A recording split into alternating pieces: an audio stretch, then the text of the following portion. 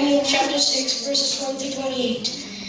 As a young boy, Daniel had been taken captive from Jerusalem and groomed to serve the king of Babylon. He was a faithful servant to the king, but never did he compromise his faith and devotion to God. Daniel openly prayed daily to the God of Israel. Daniel found favor in the eyes of the king and was promoted to a high position within the kingdom. However, several other men of high position became jealous of Daniel and used the new King Darius to set a trap that would sentence Daniel to death. These men came before the king and asked for a decree stating that whoever presented a petition to any god or man for 30 days, excepting the king, should be thrown into the den of lions. The unsuspecting king was flattered and signed a decree which was assigned to destroy Daniel.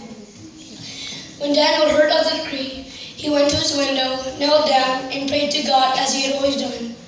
This time, however, the jealous men were watching and ran to the king to remind him of the decree and the punishment.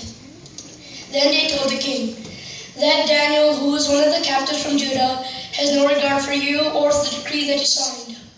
The king was upset with himself and looked for a way to deliver Daniel from the punishment. But at sundown, the men came to the king and reminded the king that the punishment could not be removed. And the king commanded that Daniel be thrown into the den of lions.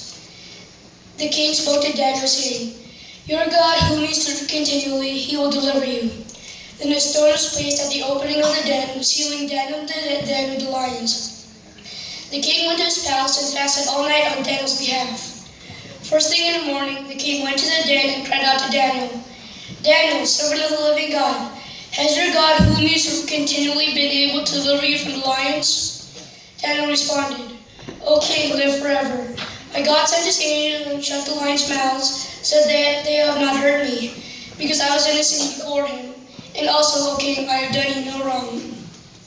The king excitedly commanded that Daniel be taken out of the den, and he commanded that those men who had accused Daniel be cast into the den of lions.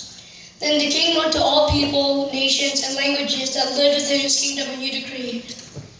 "I make a decree that in every dominion of my kingdom, men tremble and fear before the God of Daniel, for he is the living God and steadfast forever.